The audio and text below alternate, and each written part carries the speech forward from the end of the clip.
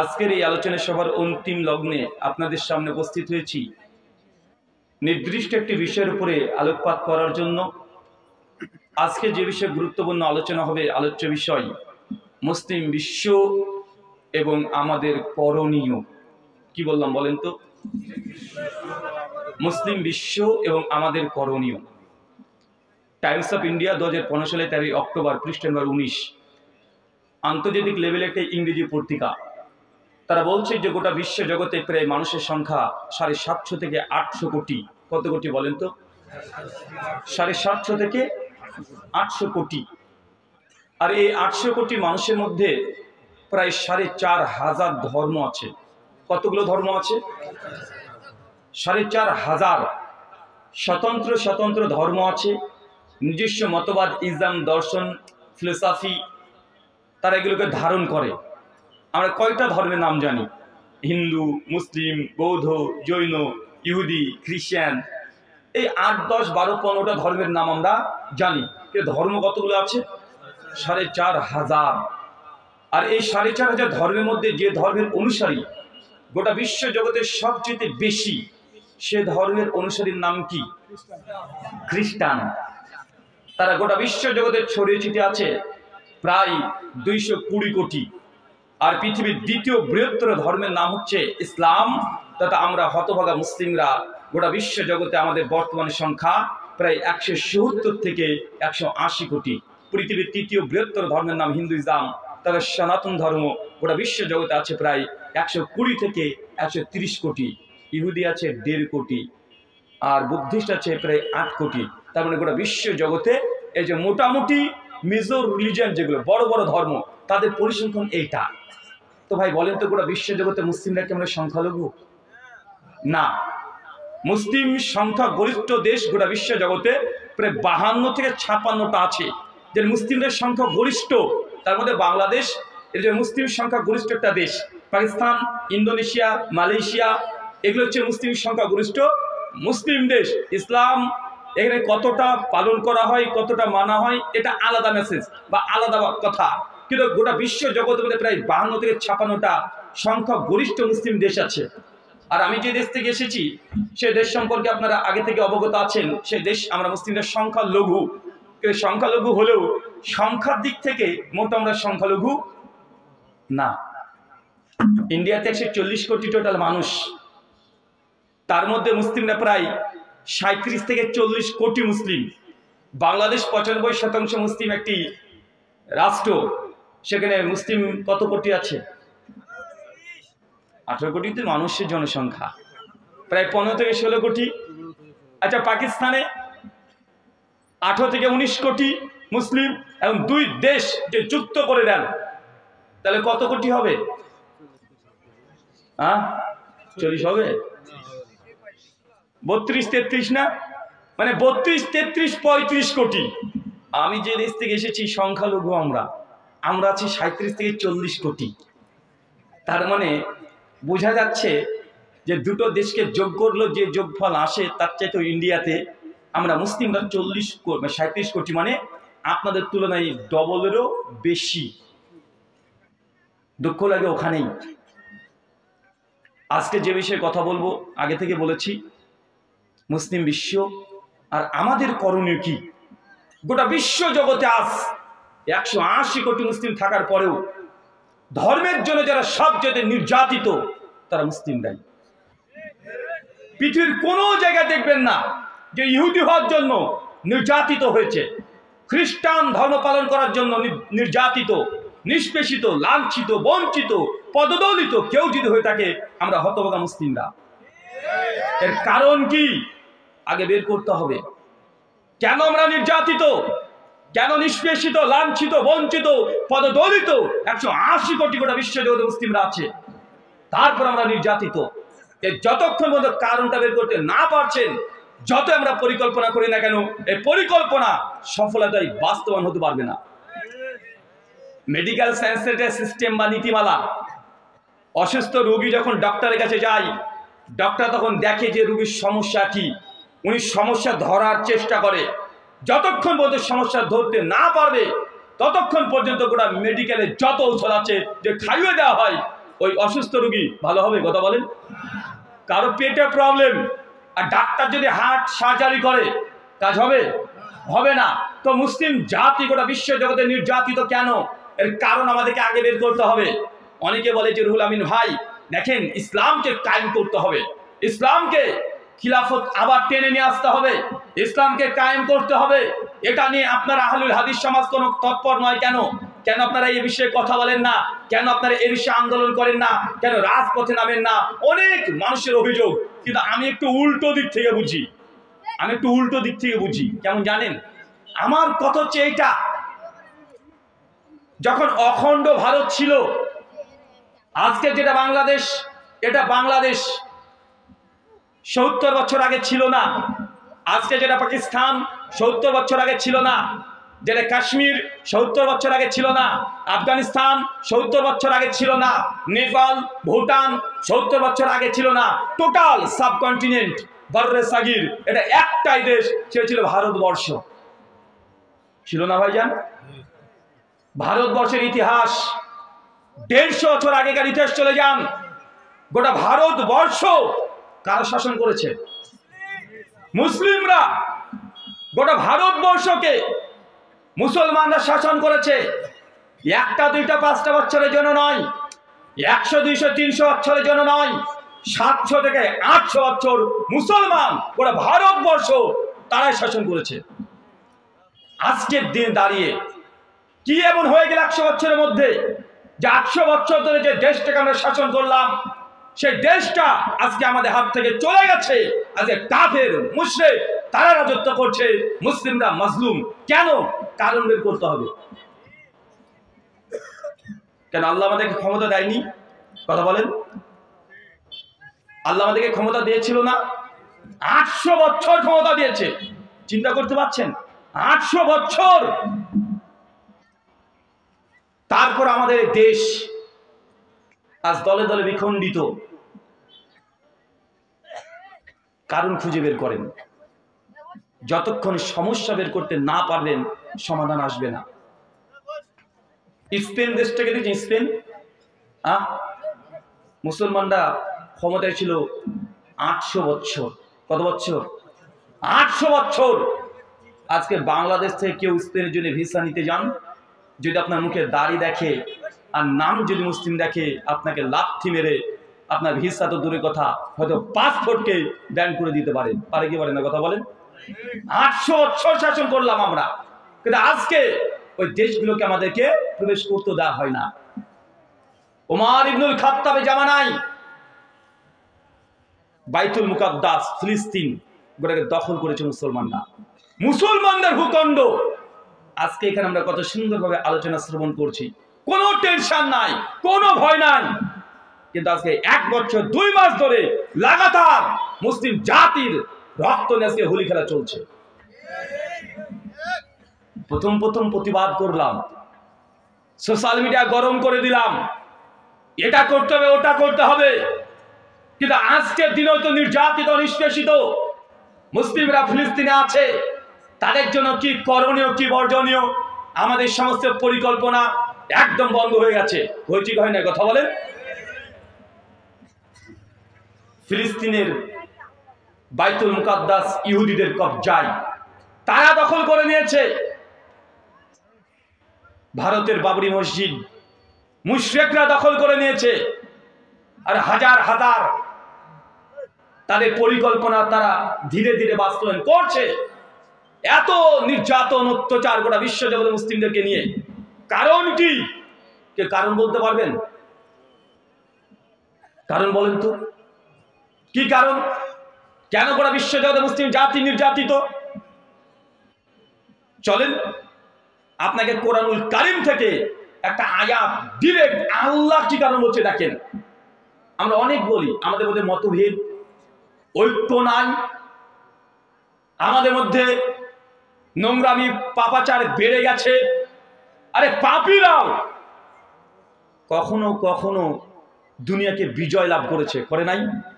তাদের পরাজয় হয়েছে, তারপরও তারা একদিন না একদিন কোন এক সময় বিজয় লাভ করেছে। কারণ কি? সূরা নূর সূরা নম্বর 24 আয়াত নম্বর 63 শেষ অংশ আল্লাহ বলছেন আল্লাযীনা ইউখালিফুনা আন আমরিহি আন তুসিবাহুম ফিতনা আন ইউসিবাহুম আযাবুন আলীম। বাংলা ভাবার্থ, আল্লাহ কারণ বলছে, আপনার হৃদয়ে কতটা লাগবে আমি জানি না, কিন্তু আল্লাহ বলছে মুসলিম জাতি কোন সময় ফিতনাতে জর্জরিত হয়। আল্লাহ বলছেন আল্লাযীনা ইউখালিফুনা আন আমরিহি, যখন এই উম্মাহ নবীর বিরুদ্ধে আচরণ করবে, নবীর আদেশকে লঙ্ঘন করবে, নবী যা বলবে তার উল্টো দিকে চলে যাবে, নবী বলবে এই দিকে এসে তারা ডান দিকে বললে বাম দিকে চলে যাবে। আল্লাযীনা ইউখালিফুনা আন আমরিহি, হে নবী আপনার বিরুদ্ধে আচরণ যারাই করবে আমি সে জাতিকে আন তুসিবাহুম ফিতনা, ফিতনা দিয়ে জর্জরিত করে দিব। কথা মনে বুঝতে পারলেন না? এটা কে বলছে বলেন তো? আমাদের রব আল্লাহ। তিনি বলছেন হে নবী আপনার বিরুদ্ধে আচরণ যেই করবে, যে জাতি করবে, সে জাতিকে আমি দুনিয়াতে ফিতনা দিয়ে জর্জরিত করে দিব। মুসলিম জাতি আর ফিতনার মধ্যে আছে না নাই? সব দিক থেকে ফিতনা। গোটা বিশ্ব জগতে দেখেন কাফের মুশরিক নাস্তিক তারা সব একজোট হয়ে গেছে মুসলমানের বিরুদ্ধে করার জন্য। কোনটা ইহুদি, কোনটা খ্রিস্টান, কোনটা মুশরিক, কোনটা নাস্তিক আপনি চিনতে পারবেন না। সবাইকে মনে হয় যমজ ভাই, মনে হয় কি হয় না? দেখে নাস্তিকরা ইসলামের সমালোচনা করে, কোন নাস্তিককে দেখেছেন যে সে হিন্দু ধর্ম সমালোচনা করছে, খ্রিস্টানদের সমালোচনা করছে? না, সবাই এক প্ল্যাটফর্মে এসে মুসলিমদের বিরোধিতা আচরণ করে। আর আল্লাহ বলছেন এর মূল কারণ তোমরা আল্লাহর নবীর বিরোধিতা করলে আল্লাহ সুবহানাহু ওয়া তাআলা তোমাদের উপরে গজব ফিতনা দিয়ে জর্জরিত করে দিবে। তার মানে নবীর আদেশকে লঙ্ঘন করা। আর কতদিন আপনাকে বলা যায় একই কথা, কতবার বলা যায়? দীর্ঘদিন ধরে কত আলেম আলোচক আলোচনা করছে, প্রতিদিন আলোচনা শুনছেন। আল্লাহ কোরআন মাজিদে বলেছে, নবী হাদিসে বলেছে মান তারাকা সালাতা মুতাম্মাদান ফাকাদ কাফারা, যে ব্যক্তি ইচ্ছাকৃত নামাজকে ত্যাগ করে দেয় এ ব্যক্তি কাফের। সে মুসলিম হাদিস না 253। তারপরেও এই হাদিস শোনার পরেও নবীর যদি আদেশকে লঙ্ঘন করে ফজরে 20 জন না যায়, তাহলে আমরা কি করতে পারি? গজব অটোমেটিক আসবে। একই কথা বলতে কতদিন ভালো লাগে? আলোচনা মানে সুদ ঘুষ জেনা ব্যভিচার। একই কথা কতজন বলে। আমার পূর্বের আলোচক বলেছে, তার পূর্বের আলোচক বলেছে, আগামীকাল বাদে জুমা সেখানে একই বিষয়ে আলোচনা হবে। একই জিনিস বারবার আর কতদিন বলা যায়? 34 বছর ধরে শেখ আব্দুর রাজ্জাক বিন ইউসুফ হাফেজাউল্লাহ একই কথা বারবার গোটা বাংলাদেশের আনাচে কানাচে বলে বেড়াচ্ছে, একই কথা বলছে। তারপরে যদি আপনারা না শুধরান আমাদের কি করার আছে? আপনি শুরুতে কোনটা জানেন না? কি জানেন না আপনি? আপনি জানেন না সালাত না আদায় করলে সে মুসলমান থাকে না, কাফের হয়ে যায়? আর কতবার বলা যায়, কত ভাবে বলা যায়। আরবি পাঠ করছে সুন্দর করে, বাংলাতে অনুবাদ করে বলা হয়েছে, হাদিস নাম্বার দিয়ে বলা হয়েছে, পৃষ্ঠা নাম্বার দিয়ে বলা হয়েছে, সুর দিয়ে বলা হয়েছে, গজল করে বলা হয়েছে।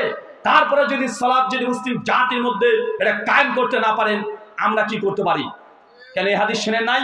কেউ যদি জেনে বুঝে 1 টাকা সুদ খায়, মায়ের সঙ্গে জেনা করলে যে পাপ হয় আপনি একাই সেই পাপ করছেন। তারপরেও আপনি যদি সুদের সঙ্গে যুক্ত থাকেন আমরা কি করতে পারি? একই বক্তব্য কতদিন আর ভালো লাগে? কতজন বলবে? গোটা বাংলাদেশে আজকের দিনেও প্রায় 100-র অধিক আজকের মাহফিল চলছে, সবাই একই কথা বলছে। তারপরে জনসন যদি না পরিবর্তন হয় আল্লাহ বলছেন আন তুসিবাহুম ফিতনা, সে জাতিকে ফিতনা দিয়ে জর্জরিত করে দেব। কতদিন বলা যায়? নবী একই কথা বলছেন লা ইয়াদখুলুল জান্নাহ, ওই ব্যক্তি জান্নাতে যাবে না আল কাতে, যে আত্মীয় সম্পর্ক ছিন্ন করেছে। আপনি 10 টাকার জন্য আপনার বোনের সঙ্গে সম্পর্ক নষ্ট করে দিয়েছেন, 20 টাকার জন্য বন্ধুর সঙ্গে সম্পর্ক নষ্ট, বাপের সঙ্গে ভাইয়ের সম্পর্ক নষ্ট, বিয়ে করে চলে এসেছেন বাপ মাকে ঘৃণা করে দিয়েছেন। আছে না? কথা বলেন। আপনার এই হাদিস জানা আছে না?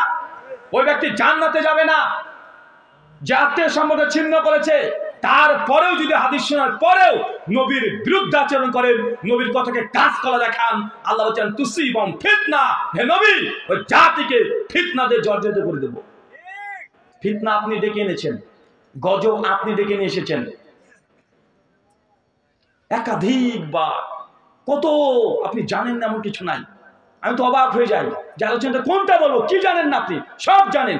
আমার চাইতে চাচা আপনার বয়সও বেশি, অভিজ্ঞতা বেশি, জ্ঞান বেশি, হতে পারে আমার চাইতে আপনি হালাল হারাম এটা বেশি বুঝেন। তারপরে যদি পরিবর্তন না হয়, প্রতিদিন নামাজ শেষ করে মসজিদ থেকে বের হয়েছে যে বিড়িতে ফুক মারেন, আমি কি করতে পারি? 60 বছর হয়ে গেল এখনো বিড়ি খাওয়া ত্যাগ করতে পারেন নাই। এখনো হাকিমপুরি জর্দা ছাড়া ভাত খাওয়ার পরে তৃপ্তি ঢেকুর তুলতে পারেন না। এই জাতিকে আর কি শেখাবেন? আর কোনটা বলা যায় আপনাকে? দীর্ঘদিন ধরে বাংলা ভাষায় তাফসীর কোরআন মাহফিল চলছে, এমন কোন বক্তা বলে না নেসাউন কাসিয়াতুন আরিয়াতুন ওই মহিলা জাহান্নামে যাবে, জান্নাতে যাবে না। যে পুরুষ, যে ব্যক্তি, যে নারী পোশাক করেছে উলঙ্গ পোশাক, এ হাদিস জানা আছে না? শেখ আব্দুর রাজ্জাক বিন ইউসুফ কাটা কাটা কণ্ঠে কতদিন বললো। তারপরে যদি আপনার স্ত্রী, আপনার মেয়ে, আপনার বৌমা উলঙ্গ পোশাক করে রাস্তায় যদি চলাচল করে, আমরা একদিন বক্তব্য দিতে এসে আমরা কি করতে পারি? ইন্নাল্লাহা লা ইউগাইয়িরু মা বিকওমিন হাত্তা ইউগাইয়িরু মা বিআনফুসিহিম। সূরা 13 আয়াত নম্বর 11 শেষ অংশ। ভাবার্থ আল্লাহ কোরআনে বলছে, আল্লাহ সে জাতির ততক্ষণ পরিবর্তন করবে না যে জাতি আনফুসিহিম যতক্ষণ নিজেকে না পরিবর্তন করছে। ঠিক, আল্লাহ পরিবর্তন করবে না যতক্ষণ না পর্যন্ত নিজেকে পরিবর্তন না করবেন, যতক্ষণ নিজের নাফসকে আল্লাহমুখী না করবেন, আল্লাহ সে জাতির পরিবর্তন করবে না। এটা আল্লাহর কোরআন বলছে, মানে আল্লাহ ডাইরেক্ট বলছে। আপনি কোরআনটাই তো বুঝেন না। কোরআন যে কি এটা মানুষ বুঝতেই চায় না। আরে কোরআন আল্লাহর কালাম। এই কথাগুলো আল্লাহ বলেছে। যে আল্লাহকে আপনি না দেখে ভয় করছেন, যে আল্লাহকে আপনি দেখেন নাই, 180 কোটি মানুষ যে আল্লাহকে বিশ্বাস করে গোটা বিশ্বের সেই আল্লাহ সুবহানাহু ওয়া তাআলা যাকে দেখেন নাই, তো তার কথাগুলো আপনি পড়লে বুঝতে পারবেন কি বলতে চাচ্ছে। আপনি কোরআন যে কি এটা অনুধাবনই করতে পারেন নাই। আপনি কোরআনের ফজিলত, আমরা আল্লাহকে দেখতে চাই না। জান্নাতীদের সবচেয়ে বড় নিয়ামত, সহিহ বুখারী 824 নম্বর হাদিসে আল্লাহ বলেছেন, সেই দিন তোমরা তোমাদের রব প্রতিপালককে দেখবে। এইটাই জান্নাতীদের জন্য সবচেয়ে বড় মহাপুরস্কার, যাকে না দেখে এতদিন মানুষ বিশ্বাস করেছে। জান্নাতে আপনি গিয়ে আল্লাহকে দেখতে পাবেন, চোখ দিয়ে দেখতে পাবেন। কিন্তু আল্লাহর কথা যে আপনার সামনে পড়ে আছে টেবিলে, আপনি কোরআনের ফজিলত শুনছেন যে কোরআন পড়লে হরফে হরফে 10 করে নেকি, এটা এই নেকি অবশ্যই পাবেন। কিন্তু আপনি যদি বুঝতেন যে কোরআনুল কারীম, কোরআনুল মাজিদ এটা আল্লাহর কথা, মানে আপনি যখন পড়বেন আল্লাহ আপনার সঙ্গে কথা বলছে, এই ফিলিংস যখন অন্তরে চলে আসবে, যত ফজিলত আছে ওগুলো মাথায় থাকবে না। এই একটা কথা ঢুকে গেলে কোরআন মাজিদকে প্রতিদিন আল্লাহর সঙ্গে কথা বলার জন্য একজন মুমিন ব্যক্তি 1 পৃষ্ঠা হলেও পড়ার চেষ্টা করবে। এটাই বুঝাতে পারি না আপনাকে। আরে আল্লাহর কথা, আল্লাহ কথা বলতে চায়, আল্লাহ মেসেজ দিয়ে পাঠিয়ে দিয়েছে। আপনার ছেলে 10 বছর ধরে বিদেশে পড়ে আছে, আপনার ছেলে বিদেশ থেকে একটা চিঠি লিখেছে, যদিও চিঠির যুগ এখন নাই, ইংরেজিতে চিঠি লিখেছে, বাপের কাছে চলে এসেছে। বাপ খুলে দেখছে যে কি যেন লেখা, ইংলিশ পড়া বুঝে না। আপনি কি করবেন চাচা? আপনার এই ছেলের এই চিঠিটা চুমু টুমু খেয়ে পকেটে পরে রেখে দিবেন? কি করবেন? আপনি জানেন না পড়া, আপনি খুঁজে বেড়াবেন কে ইংরেজি পড়তে পারে, কে বাংলাতে মানে করে দিতে পারে। ছুটে বেড়াবেন যে আমার সন্তান, আমার বাচ্চা 10 বছর পর কিছু একটা লিখে পাঠিয়ে কি লিখেছে জানার জন্য হৃদয় মন তোলপাড় সৃষ্টি করবে না? এটা তো আল্লাহ পাঠিয়েছে। যে আল্লাহর জন্য গোটা বিশ্ব জগতে 180 কোটি মুসলিম না দেখে থেকে বিশ্বাস করছে, তার কথা মজুদ আছে, আমরা গুরুত্বই দিলাম না। আল্লাহ সুবহানাহু ওয়া তাআলা তুমি আমাদের বুঝার তৌফিক দান করে, সকলে পড়ি আমিন। সম্মানিত সুধী, আল্লাহ কোরআনের এক আয়াতে জানিয়ে দিয়েছে মুসলিম জাতি আজকে নির্যাতিত, ফিতনায় জর্জরিত, একটাই কারণ নবীর বিরুদ্ধাচরণ করা। এখানে ঠিক করতে হবে আগে। আল্লাহ তারপরে বলে দিয়েছে আল্লাহ জাতির পরিবর্তন করবে না যে জাতি নিজেদেরকে পরিবর্তন না করে। তার জ্বলন্ত দৃষ্টান্ত 5 তারিখে দেখলেন না? দেখেছেন না? আমি যদিও রাজনৈতিক বক্তব্য জিন্দেগিতে দিই না, কোনোদিন দিই না। ইউটিউবে হাজার হাজার বক্তব্য আছে, তিনি দেখেন একটাও পাবেন না। কিন্তু আপনি 5 তারিখের কথা রাখেন, এলাকার যুবক তরুণরা, বাংলাদেশের যুবকরা তারা একটু পরিবর্তন হয়েছে, একটা বিজয় দেখে ছেড়েছে না? পরিবর্তন তো হতে হবে।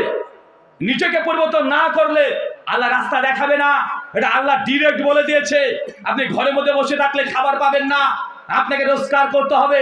ইসলাম করে সাধুত্ব ধর্ম নাই যে জঙ্গলে গিয়ে আপনি ওম করবেন আর আকাশ থেকে খাবার প্রতিদিন দিয়ে যাবে। এই ওয়াদা আপনার সঙ্গে আল্লাহ করে নাই। আল্লাহ চাইলে দিতে পারে, মারিয়ামকে দিয়েছে, খাব্বাবকে দিয়েছে, কিন্তু এটা ওয়াদা নয় যে জঙ্গলে গিয়ে আপনি আল্লাহ ধ্যান করবেন, মগ্ন হয়ে যাবেন, জিকির তসবিহ তাহলিল করবেন, আল্লাহ খাবার দিয়ে দিবে। এমনটা ইসলাম বলেনি। ইসলাম তো এই মতবাদকে ধ্বংস করার জন্য ইসলামের আবির্ভাব হয়েছে। মানুষটাকে ধর্ম মানে করে বুঝতো কি জানেন? আগেকার মানুষের কাছে ধর্ম মানে কি ছিল? ধর্ম মানে দুনিয়াকে ভুলে যাও, দুনিয়ার কোনো মূল্য নেই, দুনিয়ার মায়ে পড়বে না, এই জন্য বিবাহ করবে না। কারণ বিয়ে করলেই স্ত্রীর প্রতি মহব্বত চলে আসবে, দুনিয়ায় আচ্ছন্ন হয়ে যাবে, সন্তান হবে, প্রতিবেশী, এই সবগুলোর প্রতি একটা তোমার দায়ী দায়িত্ব থাকবে। তাই তুমি ঈশ্বরকে যদি পেতে চাও তাহলে দুনিয়াকে একদম ভুলে যেতে হবে, জঙ্গলে গিয়ে ধ্যান করো ঈশ্বরকে পাওয়ার জন্য। এটা ছিল আগে, নবী আসার আগেও ধার্মিকদের ভাবনা। কিন্তু আল্লাহ নবী এসে দেখিয়ে দিয়েছে, আল্লাহ নবী তাদের এই ধর্মীয় মতবাদকে চ্যালেঞ্জ করেছে যে না, রবকে পেতে হলে, আল্লাহকে পেতে হলে এটা মূল পদ্ধতি নয় যে তুমি দুনিয়াকে ভুলে যাও, স্ত্রীকে ভুলে যাও, স্ত্রীকে ত্যাগ করে দাও। কেন আপনি এখনো দেখছেন না? এখন অনেক ধর্মের মধ্যে আছে না ভাইজান? অনেক ধর্ম দেখবেন, কিছু ধর্ম আছে, নাম বললাম না, যে তারা মাংস খায় না। গরুর মাংস বাদ দেন, ওটাকে মা মনে করে, মাংসই খায় না, বিবাহ করে না, পেঁয়াজ খায় না, রসুন খায় না, কোন প্রকারে মাছ মাংস খায় না। এমন আছে না? নাই? আছে না? কেন? তাদের নিয়াত মোটো খারাপ নয়। তারা মনে করেছে, এখনো ধারণার মধ্যে আছে, যদি বিবাহ শাদী করি, যদি মাছ মাংস খাই, তাহলে প্রাণী হত্যা করা হয়, মানে জীব হত্যাটা পাপ। একটা আমার নিজের পুষ্টির জন্য, নিজের জিহ্বার টেস্টের জন্য কেন আমি একটা প্রাণীকে হত্যা করব? এটাও তো পাপ। তাদের মোটেও নিয়াত খারাপ নয়, কিন্তু তারা মনে করছে ঈশ্বরকে পাওয়ার জন্য কোনো পাপ করা যাবে না, তার জন্য প্রাণী হত্যাও করছে না। নিরামিষ সারা জীবন থাকছে, বিয়ে নাই, শাদী নাই, জঙ্গলে জঙ্গলে ঘুরে বেড়াচ্ছে। এখন দেখা যায় কি যায় না? ইসলাম চ্যালেঞ্জ করেছে এই মতবাদকে 1400 বছর আগে নবী দেখিয়ে দিয়েছে।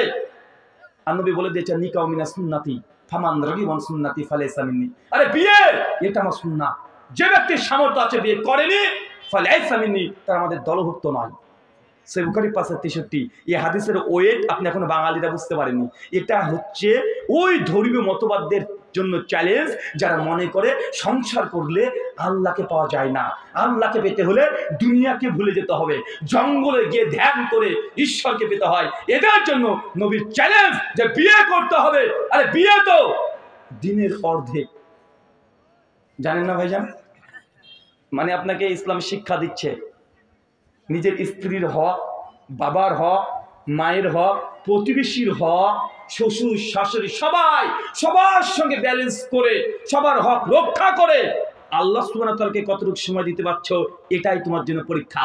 জঙ্গলে গিয়ে ধ্যান করে ছাই ভস্ম মেখে সাধু হতে সবাই পারে, কিন্তু ব্যালেন্স করে সবার হক রক্ষা করে আল্লাহকে সময় দেওয়া অনেক কঠিন। আল্লাহ এটাই পরীক্ষা করতে চাই। এটা চ্যালেঞ্জ, ইসলামের চ্যালেঞ্জ। আল্লাহ সুবহানাহু ওয়া তাআলা মুসলিম উম্মাহকে কথা তুমি বুঝে তৌফিক দান করো, চলে পড়ি আমিন। কারণ কি পেয়েছেন? আন তুসিবাহুম ফিতনা, নবীর আদর্শকে যারা লঙ্ঘন করবে আল্লাহ ফিতনাদের জর্জরিত করে দিবে। চলেন এই মর্মে একটা হাদিস দেখাই, আপনি এই কথাটাকে বুঝতে পারবেন না। এই হাদিসটা যতক্ষণ না বলবো, সহিহ বুখারী খুলবেন, কিতাবুল জিহাদ, হাদিস নাম্বার 3039, উহুদের যুদ্ধ। এই যুদ্ধের কথা শুনেন নাই? ইসলামের ইতিহাসে যতগুলো যুদ্ধ হয়েছে সবচেয়ে মর্মান্তিক ভয়ঙ্কর যুদ্ধ হচ্ছে উহুদের যুদ্ধ। এই যুদ্ধে মুসলমানরা হেরে গেছে, মুসলমানরা হেরে গেছে। আল্লাহর নবীর দাঁত মন শহীদ হয়েছে, আমির হামজা এই যুদ্ধে শহীদ হয়ে গেছে, ৭০ জন সাহাবী এই যুদ্ধে শহীদ মৃত্যুবরণ করেছে। উহুদের যুদ্ধ। চলেন সহিহ বুখারী 3039 নম্বর হাদিস। এই হাদিসটাকে সামনে রাখছে আপনাদের এক সাইডে, ডান দিকে হাদিস, বাম দিকে বাংলাদেশের প্রেক্ষাপট। একটু মেলানোর চেষ্টা করেন, হাদিসের সঙ্গে হুবহু মিলছে কিনা আপনি আমাকে ইনফর্ম করবেন।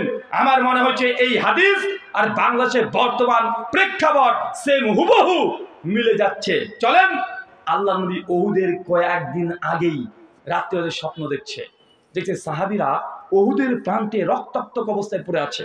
আল্লাহ নবী ঘুম ভেঙে গেছে, উঠেই তিনি দেখছেন যে যারা এরকম স্বপ্ন, তিনি ফজরের সালাতে চলে গেছেন। সালাত শেষ করে সাহাবীদেরকে বসে বলছে, সাহাবী আমার, আজকে স্বপ্নতে আমি এটা দেখেছি, নিঃসন্দেহে উহুদের যুদ্ধে আমাদের ক্ষতি হয়ে যাবে। কি বলছো তোমরা, কি চাও?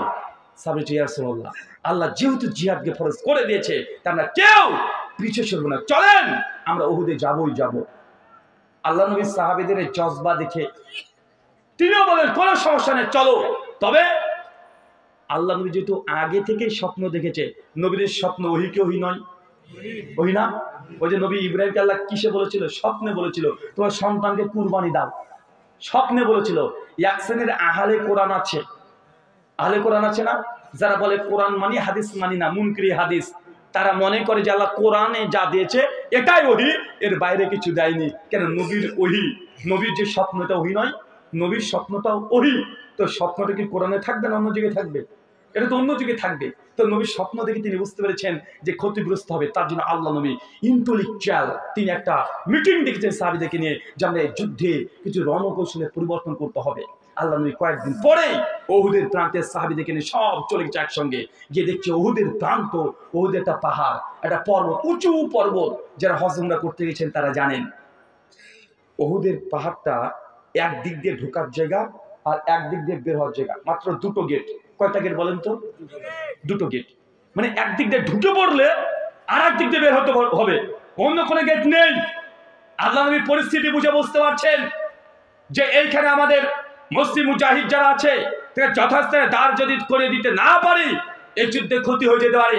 আল্লাহ নবীর সঙ্গে সঙ্গে একজন বিখ্যাত সাহাবী আব্দুল্লাহ বিন জুবাইর আনসারী রাদিয়াল্লাহু আনহু তাকে বললেন, তার সঙ্গে 50 জন আরো সাহাবী দিয়ে দিলেন। চাচা কতজন? আরো জোরে বলেন কতজন? 50 জন সাহাবী একসঙ্গে দিয়ে দিয়েছে। আল্লাহ নবী তখন বলছেন আব্দুল্লাহ বিন জুবাইরের সঙ্গে 50টা সাহাবীকে, শোনো তোমরা এই পর্বতের উঁচু জায়গাতে বসে থাকবে, 50 জন একসঙ্গে তোমরা দাঁড়িয়ে চতুর্দিকে গোল করে তীর নিয়ে নিক্ষেপ করবে। মানে 50 জনকে তীর দিয়ে ওই পর্বতের উপরে দাঁড় করে দিয়েছেন, তারা গোল হয়ে দাঁড়িয়ে আছে। আল্লাহ নবী আদেশ করে বলছে, শোনো যদি দেখো আমরা মুসলমানরা নিচে যুদ্ধ করতে করতে করতে করতে তোর ভাইরা সব শহীদ হয়ে গেছে, মৃত্যুবরণ করেছে, তারপরেও আমি নবী যতক্ষণ না আদেশ করছি ততক্ষণ নিচে নামবে না, ওখান থেকে তোমরা তীর নিক্ষেপ করতে থাকবে কাফেরদের বিরুদ্ধে। শোনো যদি দেখো মুসলমানরা জিতে গেছে, তোর ভাইরা উল্লাস করছে, তারপর আমি নবী যতক্ষণ আদেশ না করব ততক্ষণ ওই পর্বত থেকে নিচে নামবে না। যদি দেখো আমাদের শরীরের রক্ত মাংসকে আসমান থেকে চিল তুলে নিয়ে উড়ে চলে যাচ্ছে, দেখলেও আমি নবী যতক্ষণ আদেশ না করব কেউ পাহাড় থেকে নিচে নামবে না। আল্লাহ নবীর আদেশ। কি বলেন তো? নবীর আদেশ। সাহাবীরা 50 জন সাহাবী দুর্ধর্ষ তীর চালাতে পারে। সেই সময় তার কামান আর রকেট ছিল না, ছিল নাকি?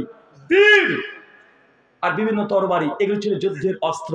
সাহাবীর উপর থেকে 50 জন তীর নিয়ে পজিশন নিয়ে নিয়েছে। আল্লাহ নবী বাকি সাহাবীকে বলছে যে আমির হামজা আপনি এইখানে দাঁড়াবেন, সাইদকে বলছে তুমি এখানে দাঁড়াবে। বিভিন্ন ভাবে একদম সজ্জায় সজ্জিত করে দিয়েছে। ওটা উহুদ প্রান্ত নবী দখল করে নিয়েছে আগে থেকেই, কারণ এই যুদ্ধে ক্ষতিগ্রস্ত হবে স্বপ্ন আগে থেকে দেখে ফেলেছে। অপর দিক থেকে খালিদ বিন ওয়ালিদ নামটা পরিচিত না? সেই সময় মুসলিম হয়নি, কাফের, কাফেরদের দলনেতা। উহুদের যুদ্ধে কাফেরদের পক্ষে খালিদ বিন ওয়ালিদ। খালিদ বিন ওয়ালিদ মানে কি জানেন? আল্লাহ তার বৈশিষ্ট্য দিয়েছে সাইফুল্লাহ, আল্লাহ তরবারি। মানে এই সাহাবীর এমন বৈশিষ্ট্য, উনি যে যুদ্ধে করেছে কাফেরদের পক্ষ থাকলে কাফেররা জিতে গেছে, মুসলমানদের পক্ষে সে যখন মুসলিমদের পক্ষ থেকে যুদ্ধ করেছে তবু জিতে গেছে। জীবনে অনেক যুদ্ধ করেছে, কখনো হারেনি। তিনি উহুদের যুদ্ধে মুসলিমদের বিরুদ্ধে তিনি তরবারি নিয়ে, ঘোড়ার উট নিয়ে হাজার হাজার কাফেরদেরকে নেতৃত্ব দিয়ে তিনি চলে আসছে উহুদের প্রান্তে। উহুদের প্রান্তে যখন এসেছে কাফেরদের পক্ষ থেকে একটা পতাকাকে কাফেররা উত্তোলন করে দিয়েছে। আর সেই সময় পতাকা উত্তোলন মানে যুদ্ধ এখনই শুরু হয়ে যাবে। মুসলমানরাও পতাকা উত্তোলন করে দিয়ে তুমুল যুদ্ধ, একদম কাফেররা ওদের প্রান্তে ঢুকে পড়েছে, তারা বুঝতে পারে নাই। আর উপর থেকে 50 জন সাহাবী নিচুতে একবার তারা তীরন্দাজ সাহাবী তীর নিক্ষেপ করে যতজন কাফের ছিল কয়েক ঘন্টায় তছনছ করে দিয়ে ছেড়ে দিয়েছে। কাফেরদের পরাজয়। আব্দুল্লাহ ইবনে আব্বাস বলছেন যে সেই সময় যে কাফেরদের নারীরাও তার কাপড় তুলে ওদের মা থেকে দ্রুত গতিতে তারা জান নিয়ে পালিয়ে যাচ্ছে, নিজেদের অস্ত্র ফেলে দিয়ে একদম দৌড়তে দৌড়তে ওদের প্রান্ত ত্যাগ করে দিয়েছে। মুসলমানরা বিজয়, আলহামদুলিল্লাহ। সাহাবীরা তাকবীর ধ্বনি দিচ্ছে, উল্লাসিত, আনন্দিত যে তারা জিতে গেছে। যে আজকের বাংলাদেশের মুসলমান আপনি উল্লাসিত, উল্লাসিত না? আনন্দিত নয়? তাকবীর দিচ্ছেন না? মনে একটা আলাদা খুশি মেজাজ আসছে না? মঞ্চে স্বাধীন হয়ে গেছেন, স্বাধীনতা অর্জন হয়ে গেছে। তবে জেনে রাখবেন, আমার দৃষ্টিতে স্বাধীনতার কোনো কিছুই এখনো হয় নাই। আপনি যেটাকে স্বাধীনতা মনে করছেন, এটা স্বাধীনতার কিছুই হয় নাই। মাত্র 50% কাজ হয়েছে, এখনো 50% কাজ আর এক ঝটকা দিয়ে 100% করে বাংলাদেশের বুকে কালেমার পতাকা উড্ডীন করবেন। সেই দিন বাংলাদেশের মুসলমানরা স্বাধীন হবে। বাংলাদেশকে তন্ত্র মতো প্রতিষ্ঠার জন্য বাংলাদেশ হয় নাই, বাংলাদেশ ভাগ হয়েছে ইসলাম ধর্ম পালন করার জন্য। সে দেশে যে ইসলাম না থাকে, ভাগ করে আপনারা কি করেছেন? ভাগ করে কি করেছেন? এতে ক্ষতি করেছে মুসলমানদের। যদি ইসলাম যদি কায়েম করতে না পারেন আপনারা, তাহলে আপনার ফেলিওর। মানুষ কেন ভাগ হয়েছে? কেন কথা বলেন? ধর্মের জন্য। ধর্মকে নিয়ে বাংলাদেশ ভাগ হয়েছে। কিন্তু ধর্ম যদি 70 বছরে বাংলাদেশে যদি ইসলাম যদি কায়েম না হয়, আপনারা বাংলাদেশিরা ফেলিওর না? আপনারা নিজেরা ঝুঁকির মধ্যে পড়েছেন, আমাকেও আপনি ঝুঁকির মধ্যে ফেলে দিয়েছেন। আগে পরিসংখ্যান দিয়েছি, বাংলাদেশে 15 থেকে 16 কোটি মুসলমান, পাকিস্তান 19 থেকে 20 কোটি মুসলমান, ভারতের 37 থেকে 40 কোটি মুসলমান। টোটাল যদি যোগ করেন প্রায় 75 কোটি মুসলমান যদি একসঙ্গে থাকতো, পৃথিবীর কোন বাতিল শত্রুরা চোখ তুলে তাকানো সাহস পেত না। এখন 3 জায়গা সবাই, সবগুলো দুর্বল। দুর্বল না? কথা বলেন, সবগুলো দুর্বল। যে জন্য দেশকে স্বাধীন করা হয়েছে, আলাদা করা হয়েছে, সেখানে ইসলাম কায়েম করতে হবে। আল্লাহ সুবহানাহু ওয়া তাআলা বোঝার তৌফিক দান করে, সকলে বলি আমিন। আমার খুব মনে পড়ে সেই সময়কার কথা, কারণ আপনি যতটা না এইখানে যতজন এসেছেন, আপনারা আজকে যতজন এসেছেন বাংলাদেশি আপনার আলোচনা শুনছেন, আপনি মনে করেন না যে আমি বিদেশি বলে যে বাংলাদেশকে আপনি আমার চেয়ে বেশি চিনেন। জি না, বাংলাদেশে কমপক্ষে আমার 500 থেকে 600 প্রোগ্রাম করা হয়ে গেছে অলরেডি। 2017 থেকে ঢাকার শরীরতলা আহলে হাদিস জামে মসজিদে প্রথম আলোচনা করছেন সেপ্টেম্বরের 11 তারিখে। তারপরে লাগাতার গোটা বাংলাদেশ, এমন কোনো জেলা নেই যেখানে আমাদের যাওয়া হয়নি। আমি যতটা জেলায় গিয়েছি, আপনি তত জায়গায় যেতে পারেননি। বাংলাদেশকে আপনার চাইতে আমি বেশি চিনি। বাংলাদেশে আপনি যত মানুষের সঙ্গে কথা বলেছেন, তার চাইতেও একজন হলেও আমি বেশি মানুষের সঙ্গে কথা বলেছি। তা আমি মোটেও কম চিনি তা নয়। সেই সময় আমি ওই যে আগস্টের 5 তারিখ মালয়েশিয়াতে ছিলাম, ডক্টর জাকির নায়েক তার সঙ্গে সাক্ষাৎ করেছিলাম। কিছু প্রোগ্রাম ছিল 2 তারিখ আগস্টের, আর 3 তারিখে বাংলাদেশের বিখ্যাত আলোচক শেখ মিজানুর রহমান আজারি হাফিজাহুল্লাহর সঙ্গে মালয়েশিয়ায় জুমা মসজিদে আমাদের আলোচনা হয়েছিল। তো সেই সময় বাংলাদেশের দিকে গোটা বিশ্বের মিডিয়া একদম মানে ঈগল পাখির মতো তীক্ষ্ণ দৃষ্টিতে থাকে। কি হয়, কি হয়, কি হবে, এরকম ছিল না একটা? কি হবে মানে কিছু একটা হবে, কিন্তু কি হবে কেউ বলতে পারি না। আর আমি সেই সময় মনে মনে ভাবছি যে বাংলাদেশকে তো আমি চিনি, জানি, এদের সঙ্গে ওঠা বসা, খাওয়া দাওয়া, আচার দেওয়া সব আমার হয়েছে। কিন্তু এইসব যুবক আজকে তারা ঢাকাকে দখল করে ফেলেছে, রংপুরকে দখল করে ফেলেছে। এত হাজার হাজার যুবক কয়েকদিনে দ্রুত গতিতে জমাত হয়ে যাচ্ছে, ঢাকাকে দখল করে নিচ্ছে। কি ব্যাপার? এদের পেছনে কারা ইন্ধন দিচ্ছে, কারা কাঠি দিচ্ছে, শক্তি কারা যোগান দিচ্ছে?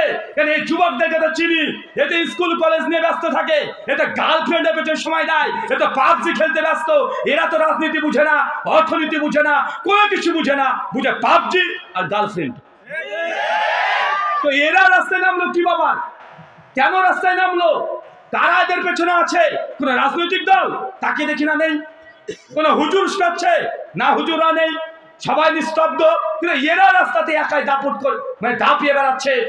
সরকারের পতন চাচ্ছে 9 দফা থেকে 1 দফা।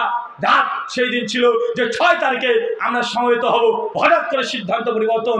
রাত্রে ওরা ভিডিও করে বলছে 6 তারিখ নয়, আগামীকাল 5 তারিখে আমরা দখল করব। হঠাৎ সিদ্ধান্ত, মনে করছে না ভাইজান? আমি ভাবছি যে কি ব্যাপার, এত দ্রুত গতিতে সিদ্ধান্ত, এত কঠিন ব্যাপার, আর এদের পিছনে কেউ নেই। সে যুবকরা, তরুণরা, স্কুল কলেজ পুরো এদেরকে ছাপালো কে? মৌমাছির চাকে ঢেল মেরে দিয়েছে। তখন আমি বুঝতে পারছি যে না, আসলে কাজ কোথায় করেছে, এত ক্ষিপ্ত কেন হলো? অনেকগুলো কারণ আছে, তবে একটা উজ্জ্বল কারণ বলি আপনাকে।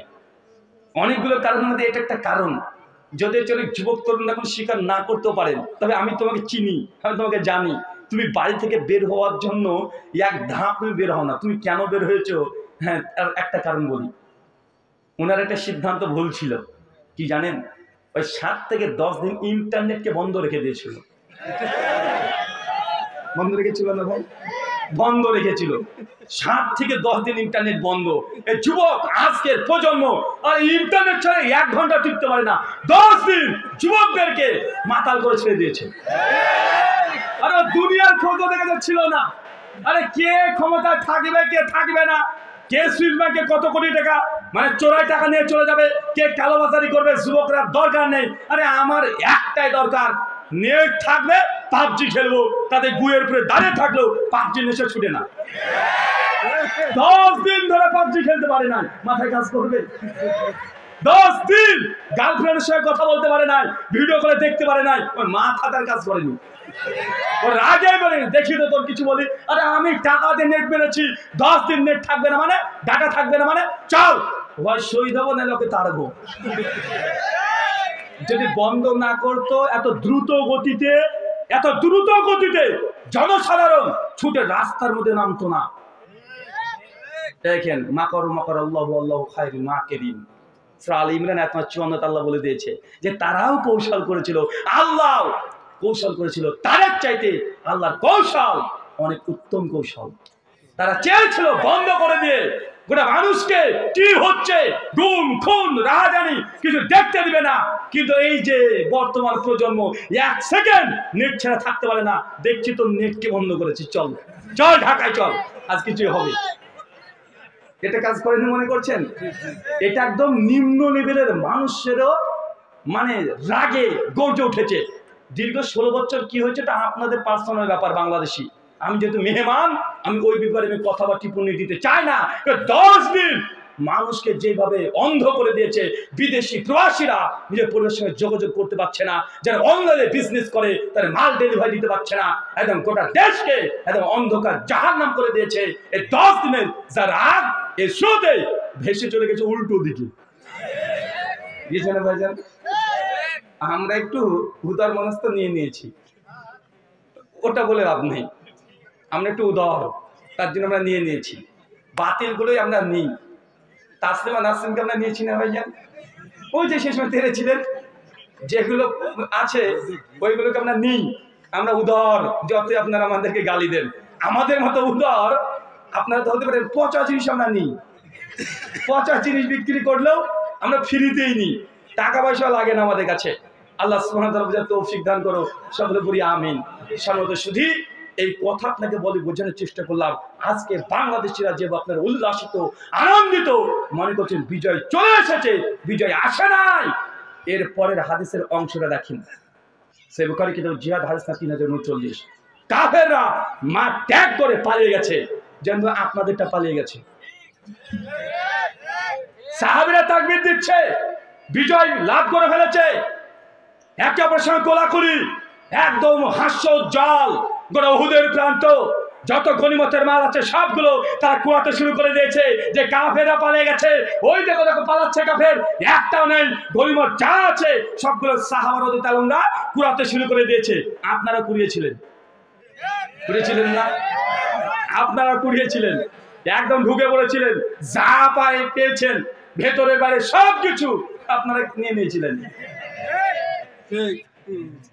ভাই এটা 1400 বছর আগেকার ইতিহাস বলছি, আপনি মনে হচ্ছেন আজকের কথা। সহিহ বুখারী 3039 নম্বর হাদিস। এখনই খুলে দেখেন কিতাব জিহাদ ওহুদের অধ্যায়, জল জল করছে, লম্বা হাদিস, অনেক লম্বা হাদিস, প্রায় 3 পৃষ্ঠা ধরে আছে।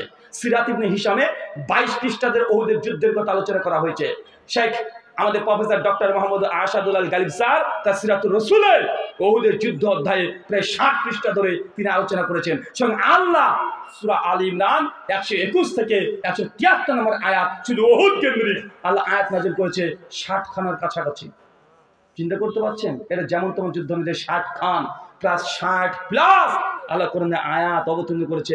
এত আয়াত আল্লাহ অন্য যুদ্ধের জন্য অবতীর্ণ করেনি, একসঙ্গে আল্লাহ ডাইরেক্ট ওই অবতীর্ণ করছে যুদ্ধের ময়দানে, যুদ্ধরত অবস্থায় নবীর কাছে ওই আসছে।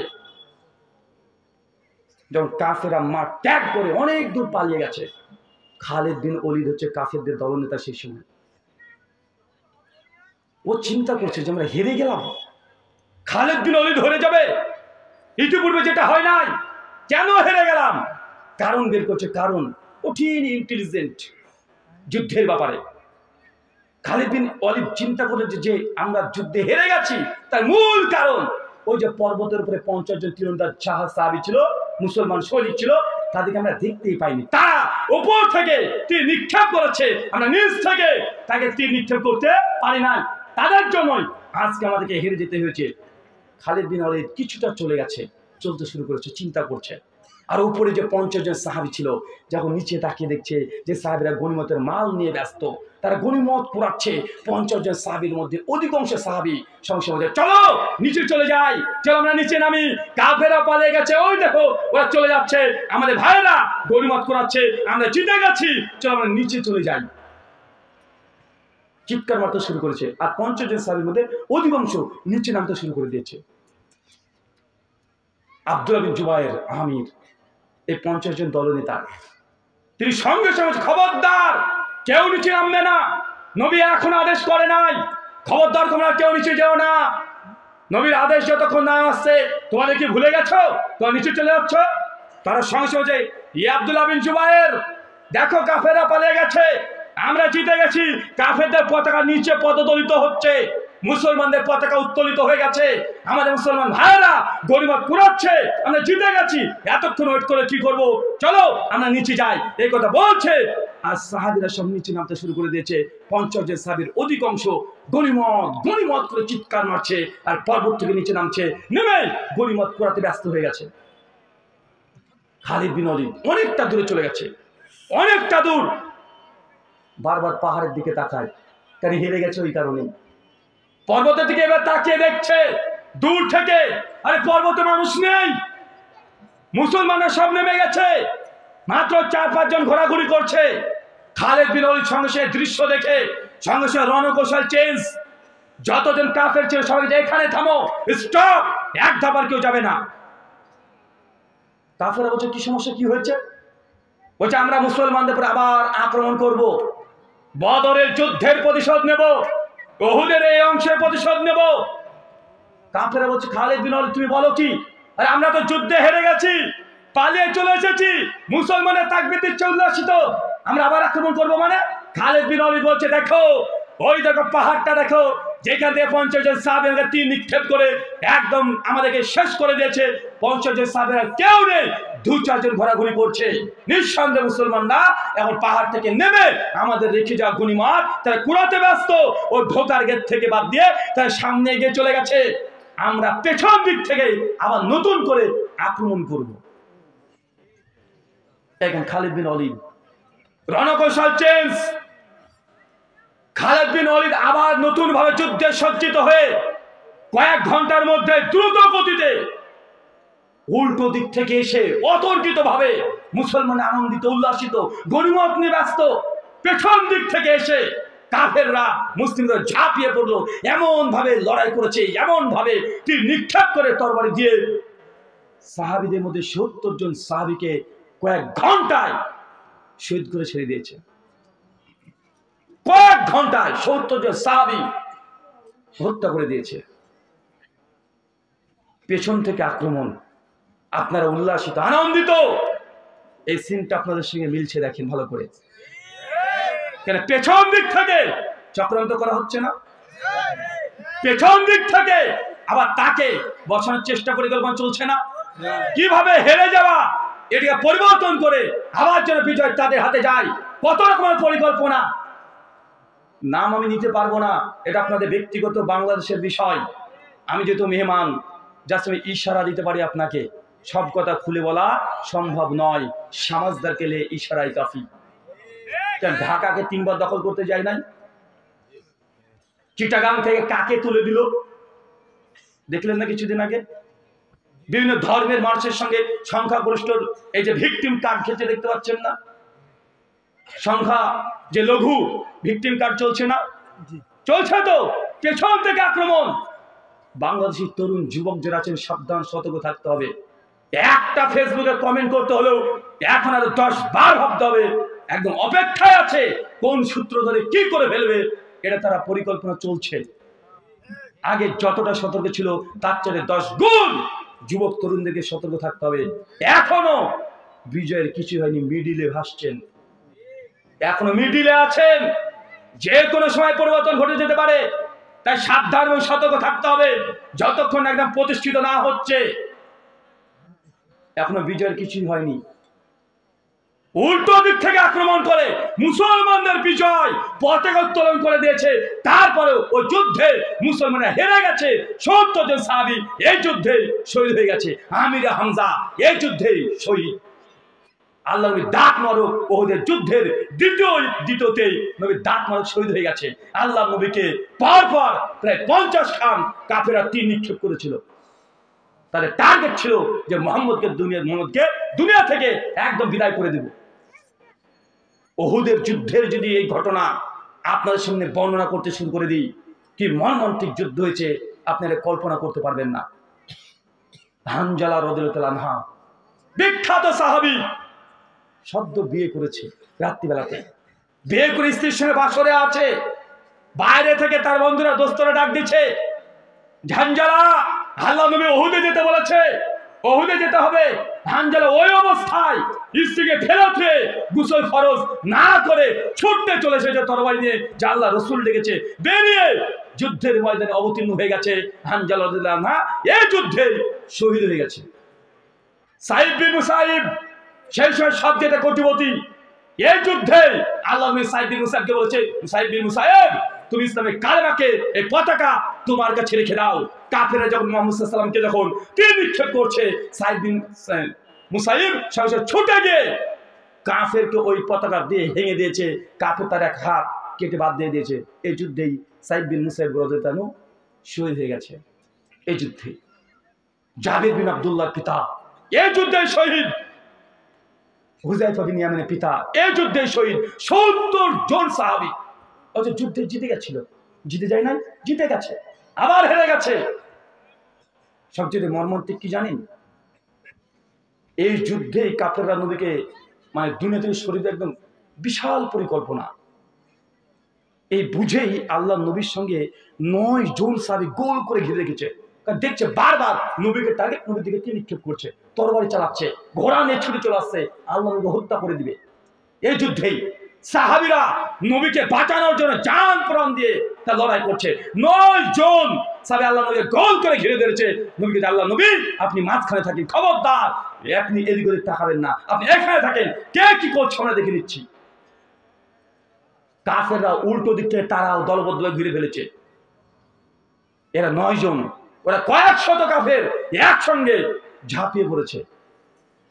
9 জন সাহাবীর মধ্যে 7 জন দুর্বল গতিতে ছুটে চলে গেছে তাদের কাছে। 7 জনকে কয়েক মিনিটে একদম শহীদ করে ছেড়ে দিয়েছে। আবু তালহা ইবনে উবাইদুল্লাহ বিখ্যাত সাহাবী, যার জন্যই মুফাসসিররা বলেছেন যে উহুদের যুদ্ধে নবী বেঁচে গেছে ইনার কারণেই। আবু বকর রাদিয়াল্লাহু আনহু বলেছেন, সহিহ বুখারী আবু দাউদের হাদিস, যে উহুদ তো আবু তালহা ইবনে উবাইদুল্লাহর জন্যই একাই লড়াই করেছে। প্রথম থেকে শেষ পর্যন্ত নবীর সামনে ছাড়া তিনি পেছনেও যাননি। আল্লাহ নবী যখন দেখছে চতুর্দিকে সাহাবীদেরকে হত্যা করছে, আমিরে হামজাকে শহীদ করে দিয়েছে, সাইদ বিন মুসাইব মারা গেছে, জাবের বিন আব্দুল্লাহর পিতা মারা গেছে। চতুর্দিকে কান্না কাটি, সাহাবীদের রক্ত, নবী আর স্থির থাকতে পারছেন না, বারবার ছুটে চলে যায়, কোন আমিরে হামজার কাছে চলে গিয়ে বসে থাকে, কোন ওই সাহাবীর কাছে যায়। এত হৃদয় বিদারক, 1070 সাহাবী কম ব্যাপার। নবী ছুটে বেড়াচ্ছে ব্যাকুল, যে আমার সাহাবীদের কি হয়ে যাচ্ছে, কোথায় কি হলো। নবী যে নিজেকে স্থির রাখতে পারে না, ছুটে ছুটে চলে যায় বারবার। উবাইদুল্লাহ বিন জিয়াদ আল্লাহ নবীর সামনে দাঁড়িয়েছে, আল্লাহ নবী খবরদার, আপনি ছোটাছুটি করেন না, আপনি এদিক ওদিক তাকাবেন না। আল্লাহ নবী চতুর্দিক থেকে আপনাকে তীর নিক্ষেপ করার চেষ্টা করছে। আল্লাহ রাসূল, আপনি আমার পেছনে থাকেন, কেউ যদি তীর নিক্ষেপ করে আমার বুককে আপনার বুক করে নেন, আপনি একটু নিচু হয়ে বসেন, খবরদার আপনি মাথা তুলবেন না রাসূলুল্লাহ, আপনি তুলবেন না মাথা, আমার বুকের সঙ্গে আপনার বুককে লাগিয়ে রাখেন। উবাইদুল্লাহ বিন জিয়াদকে নয়, নবীকে উদ্দেশ্য করে কাফেররা 50 খানা সেদিন তীর মেরেছিল, 39 খানা তীর এই সাহাবীর বুকে লেগেছে, 39 খান তীর। আল্লাহ নবী যখন বুঝতে পারছেন যে না সম্ভব নয়, এই যুদ্ধের বিজয় সম্ভব নয়,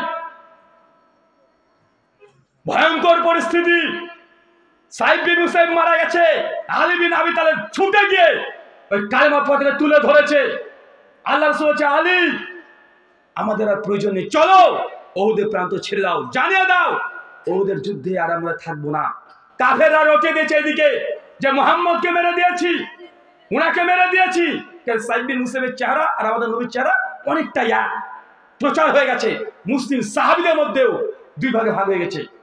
আল্লাহ নবী মারা গেছে, যার জন্য যুদ্ধ করছেন সেই দিন না থাকে, যুদ্ধ করার কি লাভ?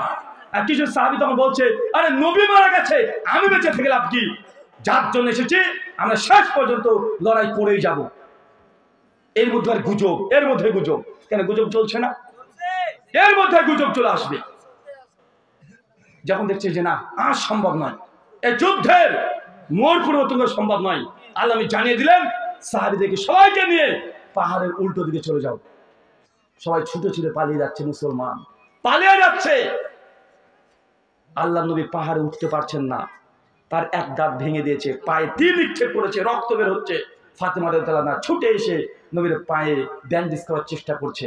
আল্লাহ নবী পাহাড়ে উঠতে পারছেন না। আব্দুল্লাহ আবু তালেব উবাইদুল্লাহ এই সাহাবী সঙ্গে সঙ্গে আল্লাহ নবীকে নিয়ে, যার 39টা তীর বুকে নিক্ষেপ হয়েছে, নবীকে কাঁধে নিয়ে ছুটে চলে যাচ্ছে। এই যে উহুদের যুদ্ধ, আর মর্মান্তিক ঘটনা আছে। এক একজন সাহাবীর যদি ঘটনা শোনেন যে তারা কিভাবে শহীদ হয়েছে, আমিরে হামজা, সাইদ বিন মুসাইব, জাবের বিন আব্দুল্লাহর পিতা, মর্মান্তিক ঘটনা। আমার প্রশ্ন এখানে আপনাদের কাছে, ভাই বলেন তো, এই যে বিজয় হওয়ার পরেও মুসলমানরা পরাজিত হয়েছে, নির্যাতিত, এই ভয়ঙ্কর পরিণত হওয়ার কারণ কি? এক, নবীর আদেশকে উল্লঙ্ঘন করা। আর বলেন তো কি কারণ আছে? লালসা, দুনিয়ার প্রতি লোভ লালসা। তিন, এখানে ঐক্য কোথায় পেলে রে ভাই, বলেন। আর কি? আগে বলেছি হেরে যাওয়া ইতিহাস বেশি বেশি পড়বেন। হেরে যাওয়া ইতিহাস যদি না পড়েন, ভেতরে জজবা, বুদ্ধি, দূরদর্শিতা এরা তৈরি হবে না। বিজয়ের ইতিহাস পড়লেই, শুধু বিজয়ের ইতিহাস যদি পড়েন, ভেতরে অহংকার, দাম্ভিকতা চলে আসবে। হেরে যাওয়ার ইতিহাস বেশি বেশি পড়তে হয়। কেন? কারণ হেরে যাওয়ার কারণ যদি বের করতে পারেন, পরবর্তী সময় সেম এই ভুল আর দ্বিতীয়বার হবে না। ইতিহাস এই জন্য লেখা হয় যে ইতিহাস থেকে শিক্ষা নিতে পারেন। এই যুদ্ধে মূলত 4টে কারণে মুসলমানরা হেরে গেছে, পরাজয় লাভ করেছে। জিতে যাওয়ার পরেও পরাজয়ের গ্লানি ভোগ করেছে। 1, নবীর আদেশকে লঙ্ঘন। 2, আল্লাহ নবী যাকে আমির নিযুক্ত করে দিয়েছে সেই আমিরকে আমির হিসাবে না মানা। 3, মতভেদ হয়েছে সাহাবীদের মধ্যে, কিন্তু মতভেদের সমাধান নিজের বুদ্ধি দিয়ে করতে গেছে, বুদ্ধি দিয়ে নিজের কিয়াসকে কাজে লাগিয়েছে। আরে নিচে তো জিতে গেছি, নবীর কথাকে তারা সিদ্ধান্ত মেনে নেয় নাই। 4, দুনিয়ার প্রতি লালসা, লোভ। এই 4টে কারণেই উহুদের বিজয় কাফেরদের হাতে চলে গেছে। কত কি বুঝতে পারলেন? জি, এই যে মূল কারণ। আল্লাহ সুবহানাহু ওয়া তাআলা বর্তমান প্রেক্ষাপট, বাংলাদেশের তরুণ যুবক যারা আছে তাকে বোঝার তৌফিক দান করে সকলে বলি আমিন। এই 4টে কারণ মুসলিম জাতির ধ্বংসের কারণ, মুসলিম জাতি নির্যাতনের কারণ। প্রথম, আল্লাহ নবীর আদেশকে লঙ্ঘন করা। এখন বলেন সাহাবীরা একটা আদেশকে লঙ্ঘন করার কারণে যদি এই পরিণতি হয়, মুসলমান প্রতিদিন 24 ঘন্টা আপনি কতটা আল্লাহর আর আল্লাহ নবীর আদেশকে লঙ্ঘন করছেন? দেখেন তো কতগুলো করছেন, কোন জায়গাতে আপনি বাদ দিয়েছেন? 2, মতভেদ। দেখেন এক হুজুর এক কথা বলে, আর এক হুজুর আর এক কথা বলে। আমি বলছি যে বাপ মারা গেছে 40 খানা দেওয়া যাবে না, কেন? নবী বলেনি, নবীর আদেশ নাই। হাদিস শরীফে কেউ মারা গেলে 40 খানা দিতে হবে এই মনে কোনো দলিল নাই।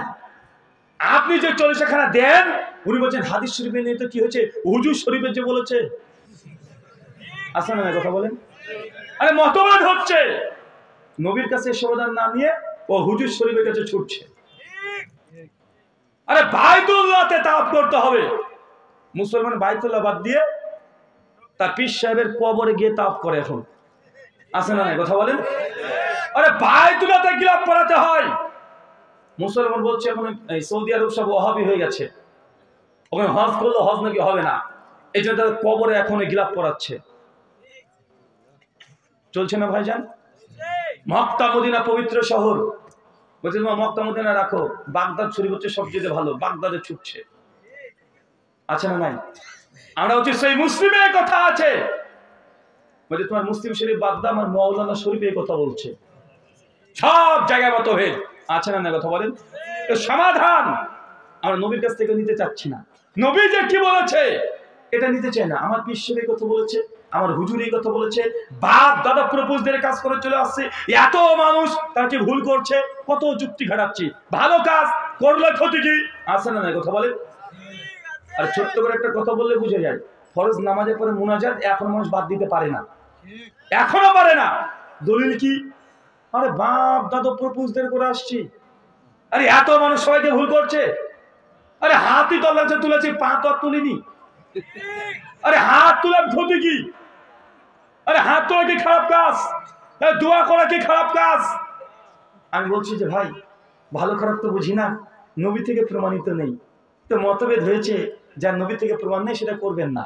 সূরা হাশর 7 আল্লাহ বলেছেন মা আতাকুমুর রাসূলু ফাখুযুহু ওয়া মা নাহাকুম আনহু ফান্তাহু। আমার নবী যা দেয় তা হাত পেতে গ্রহণ করে নাও, যা দেয় নাই ছেড়ে দাও, বাদ দিয়ে দাও, করার দরকার নেই। নবী যা দেয়নি তা করব না।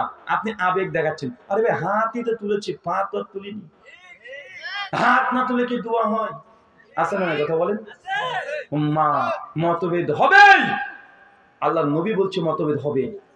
মতভেদকে রক্ষা করতে পারবেন না। আমরা কি মতভেদ করেছি? চলেন আপনাকে মতভেদ দেখাই 1 মিনিট একটা।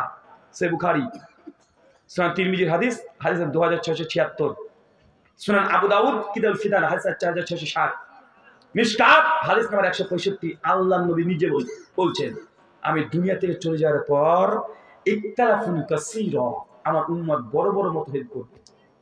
চাচা নবী কি বলছে বলেন তো? বলছে আমি যখনই দুনিয়া থেকে চলে যাব আমার উম্মত বড় বড় মতভেদ করবে, বড় বড়।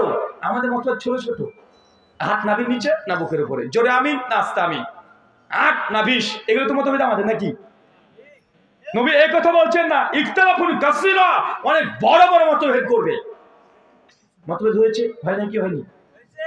আপনি বলছেন যে সমস্ত মুসলিমদেরকে একজোট হতে হবে, আরে একজোট হওয়া সম্ভব নয়। নবী বলছে মতভেদ হবে, কিন্তু মতভেদ থাকলেও সমাধানের রাস্তা নবী বলে দিয়েছে। কি বলছেন? ফালাইকুম বিসুন্নতি, মতভেদ হলেই আমার সুন্নাতকে আঁকড়ে ধরো, একদম মারি দাঁত দিয়ে আঁকড়ে ধরো। ও সুন্নতে খুলাফায়ে রাশিদিন ও মাহদিন, আর আমার খলিফাদের সুন্নতকে আঁকড়ে ধরো। মতভেদ হবে নিশ্চিত, মুসলিমরা এক দল থাকবে এটা ভুল।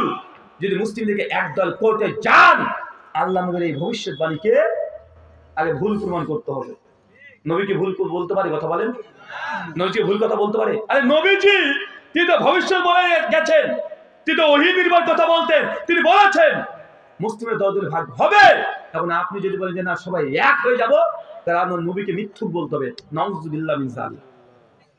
যেটা ঘটবে সেটাকে মেনে নিতে হবে। সমাধান তো রাস্তা দিয়ে গেছে কি দেয় না? কথা বলেন।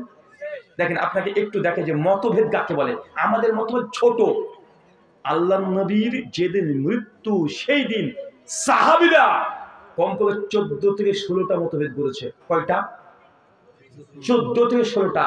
নবী যেদিন মৃত্যুবরণ করেছে সেই দিন দাফন হয় নাই। 3টা দিন কেটে গিয়েছে, প্রায় 37 ঘন্টা পর নবীর দাফন কাজ সম্পূর্ণ হয়েছে। সহিহ বুখারী কিতাবুল জানাইজ হাদিস নাম্বার 1241 1242। আমি আগেই বলেছি আপনাকে, হালাল হারামের আলোচনা অনেক শুনেছেন, কেচ্চা কাহিনী অনেক শুনেছেন। বুখারী মুসলিমের ঘটনাগুলো শুনেন। ইতিহাস শুনতে পছন্দ করেন আপনারা, গল্প শুনতে পছন্দ করেন, কিন্তু হাদিস সহিহ বুখারী মুসলিমের এই ঘটনাগুলো শুনেন। আল্লাহ নবী যেদিন মৃত্যুবরণ করেছে সকালবেলাতে যখন মারা যায়, আমাদের আয়েশার ঘরে খবর পৌঁছে গেছে গোটা মক্কাতে যে নবী আর দুনিয়াতে নাই, নবী মারা গেছে, নবী আর দুনিয়াতে নাই। সাহাবীরা স্থির থাকতে পারে না। আরে নবী মারা গেছে মানে ছুটে ছুটে সব চলে আসে আমাদের আয়েশার ঘরে যে আল্লাহ নবী দুনিয়াতে নাই। এটা মানা সম্ভব নয়। আপনি চিন্তা করে দেখেন তো, যেদিন আপনার বাবা মারা গেছে বা নিকটীয় আত্মীয় কেউ মারা গেছে, সেদিন নিজেকে স্থির রাখা সম্ভব? আল্লাহ নবী মারা গেছে, সাহাবীরা কিভাবে স্থির থাকবে? যার জন্য জীবন দিয়ে দিয়েছে, যাকে রক্ষার জন্য 40-50টা করে তীর নিজের বুকে নিয়ে নিয়েছে, তিনি মারা গেছেন। সাহাবীরা স্থির থাকতে পারছেন না। চতুর্দিকে কাদাকাটি শুরু হয়ে গেছে। কিছু সাহাবী তো নবীর মৃত লাশ দেখে মক্কা ত্যাগ করে দিয়ে জঙ্গলে বাগানে ফুপিয়ে ফুপিয়ে কাঁদছে। আল্লাহ নবী নাই। কত সুন্দর 23টা বছরের মধ্যে আল্লাহ নবী মূর্খ জাতিকে শিক্ষিত জাতি করে তুলে দিয়েছিল।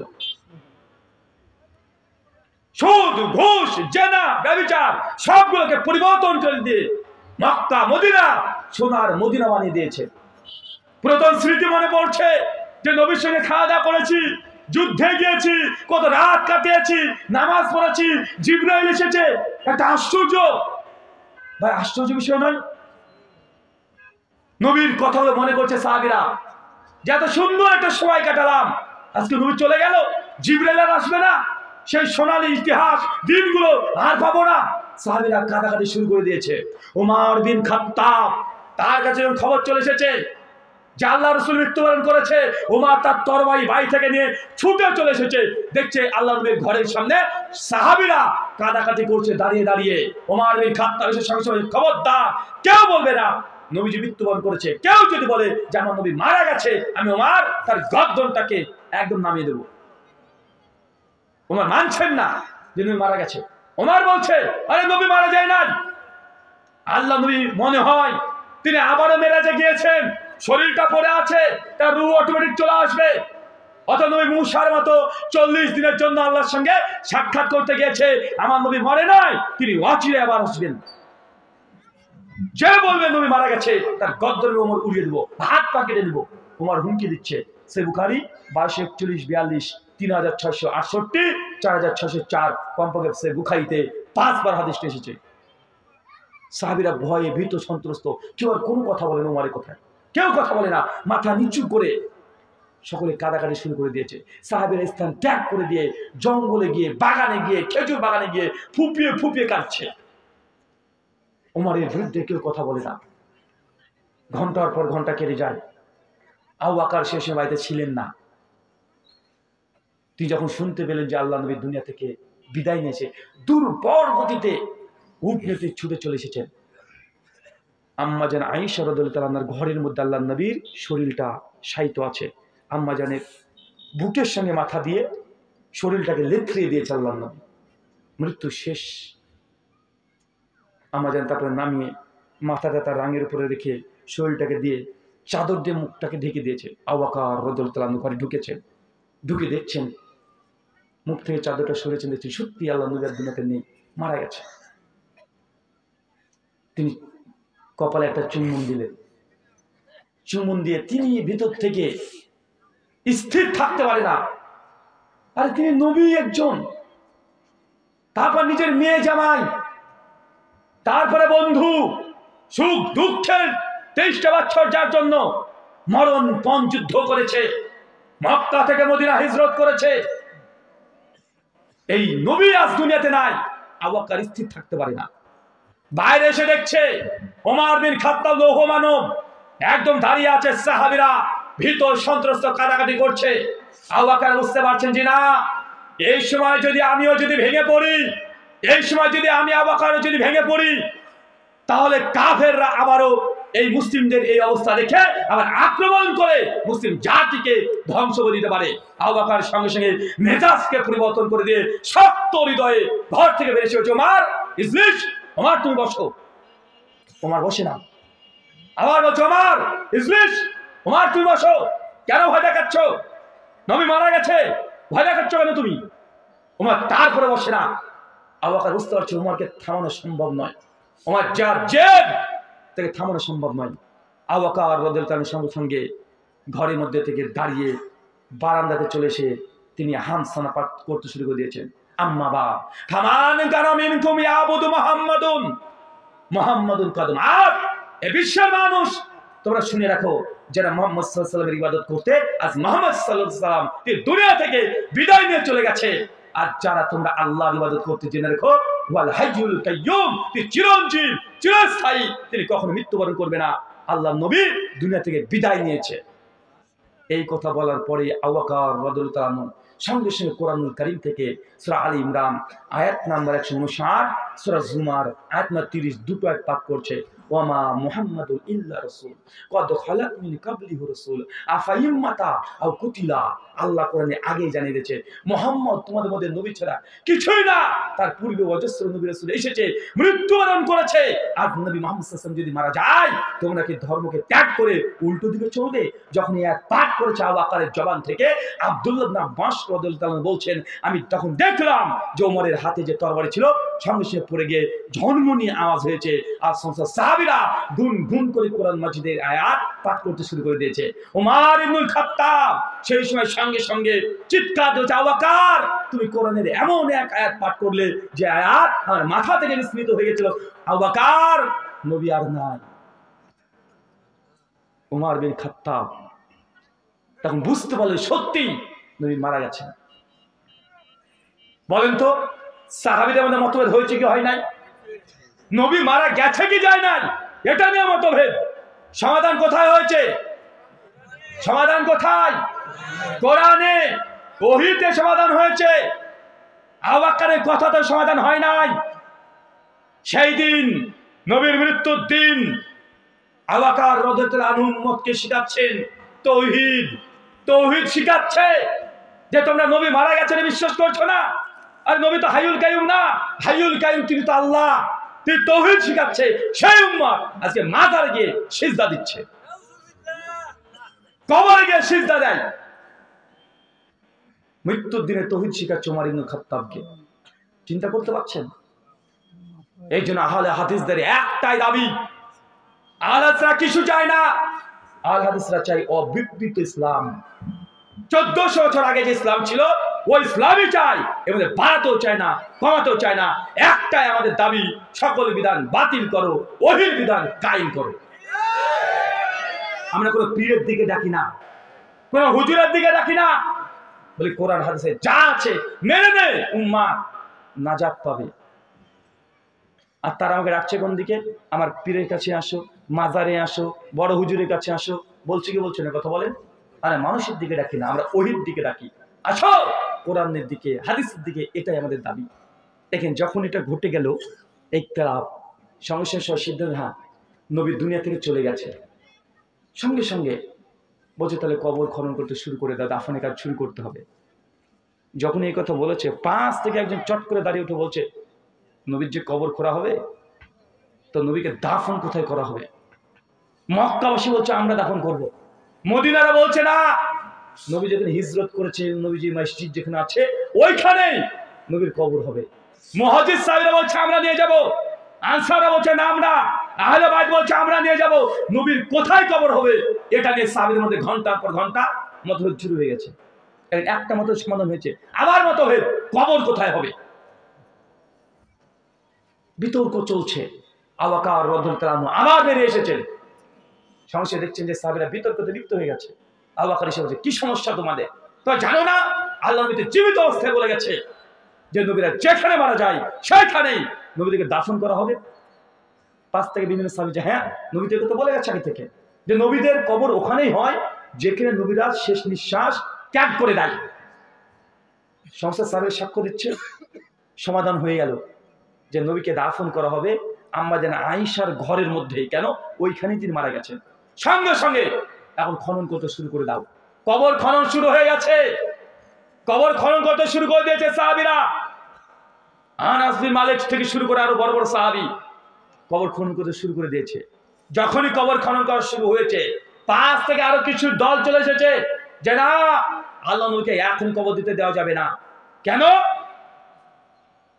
যতক্ষণ পর্যন্ত খলিফা নির্বাচন না হচ্ছে ততক্ষণ পর্যন্ত দাফন কাজ শুরু করা যাবে না। মুসলমান এক মিনিট নেতাবিহীন চলতে পারে না, এক মিনিট মুসলমান নেতা খলিফা ছাড়া চলতে পারে না। এই উম্মত অভাগা উম্মত, 1000 বছর খলিফা বিহীন চলছে, 1000 বছর ধরে কেউ খলিফা নেই, সবাই নেতা। একটা দল 10টা করে ভাগ, সবার দাবি হাম কিসি সে কাম নেই, মানে আমি সবচেয়ে বড়, আমার চেয়ে কে আছে, সবাই নিজেকে নেতা দাবি করতে শুরু করে দিয়েছি। আচ্ছা না কথা বলে সাহাবীদের মধ্যে মতভেদ, নবীকে দাফন করা যাবে না যতক্ষণ নেতা নির্বাচন না হবে। তো নেতা নির্বাচন করো। যখন প্রস্তাব এসেছে 5 থেকে বছর জায়েদ বিন সাবেত তাকে করতে হবে আমাদের খলিফা, কেউ ওমরকে করো, আলীকে করো, নাম একের পর এক উঠতে শুরু করে দিয়েছে। যে যাকে ভালোবাসে নাম প্রস্তাব শুরু হয়েছে, একে করো ওকে করো একে করো। আবার মতভেদ কে খলিফা হবে। সুনান আবু দাউদ 2270 নম্বর হাদিস। আবু বকর রাদিয়াল্লাহু আনহু আবার বেরিয়ে এসেছে। কি সমস্যা? এই হচ্ছে সমস্যা। আবু বকর সমস্যা বলছে এই তোমরা শুনো না, আল্লাহর নবী তো বলেছেন খলিফা উনিই হবেন, তিনি হচ্ছেন কুরাইশ বংশের, কুরাইশ বংশ থেকে নবী এই খলিফা নিযুক্ত করতে হবে। সমস্যা উমর বিন খাত্তাব আর কিছু সাহাবী পেছন থেকে এসে আবু বকরের হাতটাকে ধরে তুলে বলছে আমরা আবু বকরকে খলিফা মেনে নিলাম। তুলে ধরেছে, সবাই মেনে নিল আবু বকর হচ্ছে খলিফা, খলিফাই আউয়াল। সিদ্দিক আকবর আবু বকর সিদ্দিক রাদিয়াল্লাহু তাআলা আনহু খলিফা হয়ে গেলেন। বলেন তো এই যে 3টে মতভেদ, কবর কোথায় হবে, খলিফা কে হবে, এই যে এগুলো কি থেকে সমাধান হয়েছে? কোরআন নয়, হাদিস। কি থেকে? কথা বলেন, হাদিস থেকে। তার ইসলামের উসুল, ইসলামের নীতি, ইসলাম নির্ভর করে দুটো জিনিস, এক কোরআনুল কারীম, 2 হাদিসে মুবারাকা। দুটোর সেম গুরুত্ব, 19-20 করা যাবে না। এটা পাখিকে উড়তে হলে যেমন 2 ডানা প্রয়োজন, এক ডানা কেটে দিলে পাখিটা উড়তে পারে না। ইসলাম পাখির মতো 2 ডানার সাহায্যে উড়বে, একটা কেটে দিলে একটা ডানা দিয়ে উঠতে পারবে না, মুখ থুবড়ে পড়ে যাবে। চাচা বুঝার চেষ্টা করেন, যদি বিজয়ের স্বাদ আবার পেতে চান, যত মতভেদ হবে সব মতভেদ সমাধান করতে হবে কোরআন থেকে, হাদিস থেকে। হুজুর শরীফের কাছে গেলে ফিতনা জর্জরিত হয়ে যাবে। হবেন কি হবেন না? আপনাকে সেই মতভেদগুলো আমি শোনাতে চাই না, 1000 মতভেদের কথা বলতে পারি যে হুজুরের কাছে সমাধান নাই। আপনি হাদিসের কাছে আসেন, কোরআনের কাছে আসেন, যা সেটা মেনে নিন, ইনশাআল্লাহ সমাধান হবেই হবে। মুসলিম উম্মাহ আবারও পুরো বিশ্ব জগতে রাজত্ব করবে, আল্লাহ আবারও মুসলিম জাতিকে বিজয় দান করবে ইনশাআল্লাহ। একটা হাদিসের শেষ অংশ শুধু বলবো, মুসলিম জাতির জন্য আমার কাছে মনে হচ্ছে অচিরে শুভ সংবাদ আবারও আসবে। কেন বলেন তো? বাংলাদেশের প্রেক্ষাপট একটা শুভ সংবাদ, সিরিয়া 4 দিন আগে ফাতা হয়ে গেছে, বিজয় হয়েছে। অচিরেই ফিলিস্তিন মুসলিমদের ভূখণ্ড আবার ইনশাআল্লাহ মুসলমানরা পাবে ইনশাআল্লাহ। হাদিসে তার ইঙ্গিত আসছে। সুনান তিরমিজি হাদিস নাম্বার 2229 এবং 2192 আমি খুতবাতে হাদিসটা পাঠ করেছি কি, ইজা ফাসাদাল শাম ফালা খায়রা ফিকুম। এখানে শাম আসছে, কি আসছে? শাম বলতে কি? সিরিয়া, জর্ডান, ফিলিস্তিন, ইস্তাম্বুল, এই যে হাদিসের যে শাম অঞ্চল, এগুলো তো পরে শাম ইস্তাম্বুল এগুলো ভাগ হয়েছে, জর্ডান। কিন্তু হাদিসে যখন শাম শব্দ আছে, ইজা ফাসাদাল শাম ফালা খায়রা ফিকুম, নবী বলছে যখন শামবাসীর মধ্যে ফিতনা আমিন আসবে তখন উম্মাত তোমার জন্য কল্যাণকর কিছু নাই। কথা বুঝতে পারলেন না মনে হয়? যেমন শামবাসীটা ফিতনা নিয়ে পড়বে, মানে সিরিয়াতে যখন ফিতনা আসবে তখন উম্মতের জন্য কল্যাণকর কিছু থাকবে না। তাহলে হাদিসটা যদি এরকম হয়, মানে শামবাসী যদি ফিতনায় জর্জরিত হয় উম্মত ক্ষতিগ্রস্ত, তাই তো, কল্যাণকর কিছু নেই।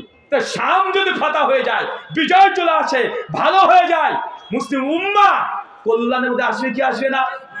জি আসবে। সুনান তিরমিজি হাদিস 2192, 2229, পরপর দুটো হাদিস আল্লাহ নবী 1400 বছর আগে এই ভবিষ্যৎবাণী করে গেছে। ইনশাআল্লাহ জেনে রাখেন, শাম বিজয় হয়েছে একটা একটা করে, আবারও মুসলমান যত দেশ ছিল সবগুলো মুসলমানরা আবারও ফিরে পাবে ইনশাআল্লাহ। শুধু আপনাদের লাগবে ধৈর্য, ত্যাগ, তিতিক্ষা, গুনাহকে বর্জন, আল্লাহর দিকে ঝুঁকে যাবা। ওই আয়াত, ইন্নাল্লাহা লা ইউগাইয়িরু মা বিআনফুসিহিম মা বিকওমিন হাত্তা ইউগাইয়িরু মা বিআনফুসিহিম। আল্লাহ সে জাতির ততক্ষণ পরিবর্তন করবে না যতক্ষণ না নিজের পরিবর্তন না হন। পরিবর্তন হয়ে যান আপনারা। একবার হয়েছেন 5 তারিখে, একটা পরিবর্তন দেখে নিয়েছেন। সিরিয়ায় মুসলমানরা একটু পরিবর্তন হয়েছে, তাদের বিজয় চলে এসেছে। এসেছে কি আসে নাই? এসেছে। ইনশাআল্লাহ পরিবর্তন হবো তো ইনশাআল্লাহ। ইনশাআল্লাহ হারাম বর্জন করেন, গুনাহকে ভয় করেন, তাকওয়া বৃদ্ধি করেন, দুনিয়ার লালসা কমিয়ে দেন, ইনশাআল্লাহ শান্তি আসবে। আল্লাহ তুমি বুঝার তৌফিক দান করো। সকলে পড়ি আমিন।